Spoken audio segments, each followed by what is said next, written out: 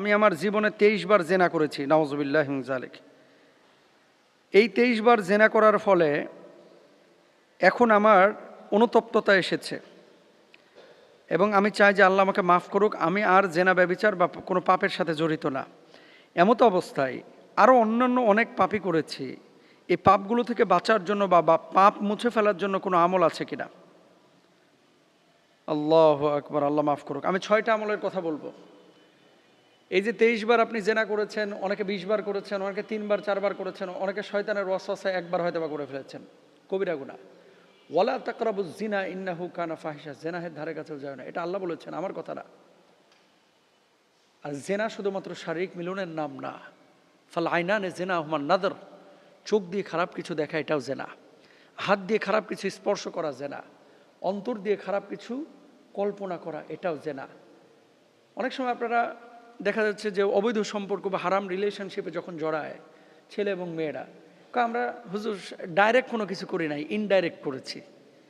অনেকে হোয়াটসঅ্যাপে আপনারা লেখেন এগুলো গুনাহ কিনা, পরবর্তীতে তো আমি বিয়ে করবই, সমস্যা কি? এই যে বিয়ে করবেন এই নিয়তে আপনি একজনের সাথে রিলেশনশিপে আছেন, অথবা হাত দিয়ে কোনো জায়গায় তার স্পর্শকাতর জায়গায় স্পর্শ করলেন, অথবা তার সাথে আপনি একটু কাছে গেলেন, পার্কে ডেটিং করলেন, আড্ডাবাজি করলেন, নির্জনে কিচ্ছু করেন নাই, শুধু ঠোঁট মিলিয়েছেন, কিচ্ছু করেন নাই, বুকে জড়িয়ে ধরেছেন, সম্পূর্ণরূপে হারাম। এগুলোও কিন্তু জেনাহের অন্তর্ভুক্ত। এখন বাঁচার উপায় কি? বাঁচার উপায়টা কি? বাঁচার উপায় 1 নাম্বার, রাসূল আকরাম সাল্লাল্লাহু আলাইহি ওয়াসাল্লাম হাদিসের মধ্যে তওবার কথা বলেছেন এবং আল্লাহ সুবহানাহু ওয়া তাআলা পবিত্র কোরআনুল কারীমের মধ্যে বলছেন, লা তাকনাতু মির রাহমাতিল্লাহ, কুল ইয়া ইবাদিয়াল্লাযিনা আসরাফু আলা আনফুসিহিম লা তাকনাতু মির রাহমাতিল্লাহ ইন্নাল্লাহা ইয়াগফিরুয যুনুবা জামিআ। বলুন, হে আমার বান্দারা, যারা নিজেদের উপর জুলুম করেছো, গুনাহ করেছো, তোমরা আল্লাহর রহমত থেকে নিরাশ হয়ো না, নিশ্চয় আল্লাহ সব গুনাহ মাফ করে দেবেন। এখন জেনা করে ফেলেছেন আপনি, আর জীবনে এই ধরনের কোনো গুনাহ আপনি করবেন না।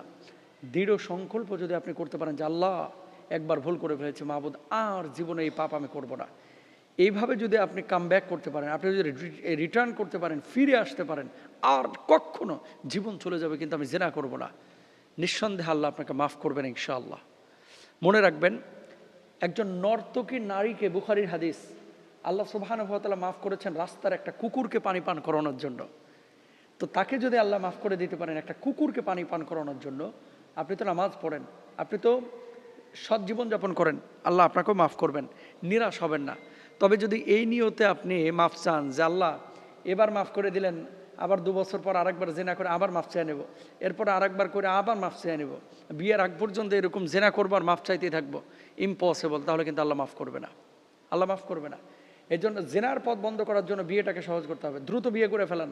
বাপ মা যদি বিয়ে নাও দেয়, বাপ মাকে বারবার বোঝান যে হয় তুমি যদি বিয়ে না দাও, আপনি বুঝাই দেন, কারোর মাধ্যমে মেসেজ পাঠান আপনার বাপকে, আপনার মাকে, যে আমি কিন্তু জেনাহে লিপ্ত হয়ে যাওয়ার আশঙ্কা করছি।